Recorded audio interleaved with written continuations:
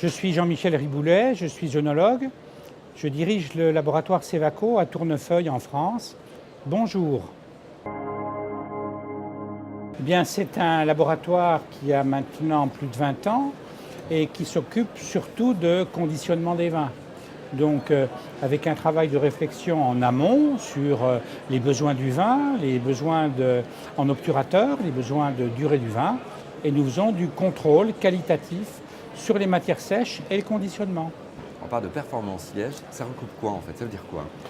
Performance liège, ça veut dire l'histoire, ça veut dire le présent et le futur. Ça veut dire une qualité matière, ça veut dire une qualité matière maîtrisée et une qualité matière dont on a éliminé tous les risques anciens qui tentent à disparaître. Oui, parce que vous dites les risques peuvent être majeurs, n'est-ce pas, dans la filière vin par rapport à ceci. Il a existé ce qu'on appelait des gouttes bouchons, il y en a encore et ça tente à disparaître sous l'effet de toutes les mesures préventives qui sont liées à l'introduction du Systécode, qui est un système d'audit rattaché à un document professionnel de référence, qui ont imposé des conditions de meilleur travail du liège, puis à une amélioration des contrôles et enfin aujourd'hui à des mesures curatives tant sur la matière liège que les bouchons eux-mêmes, voire la sélection de bouchons à l'unité, exempts de défauts caricaturaux. Vous venez d'animer une conférence justement sur les défauts du vin. Alors quels sont-ils?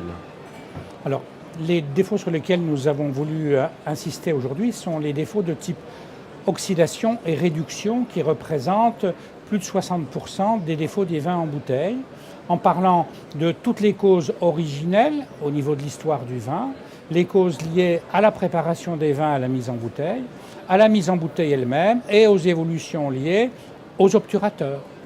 Alors ces défauts peuvent effectivement être pénalisants, mais ils sont d'abord pénalisants en termes de perte de qualité, en moindre qualité et en moindre plaisir des consommateurs. Les défauts peuvent être soit généralisés à l'ensemble d'une mise en bouteille, soit aléatoires sur telle ou telle bouteille, en fonction des éléments liés aux aléas de la mise en bouteille et aux variations de la perméabilité des obturateurs. La salle de Vinisud était pleine, il y a eu un engouement très très large pour ce type d'atelier où nous avons présenté des défauts avec des molécules, c'était très didactique et ça va permettre à tous les participants, d'anticiper au niveau des mesures de préparation de leur vin à la mise en bouteille et de choisir leur obturateur en fonction du type de vin, des marchés et du besoin en durée de conservation des bouteilles. Juste un mot sur Vinisud, votre perception de Vinisud, c'est quoi?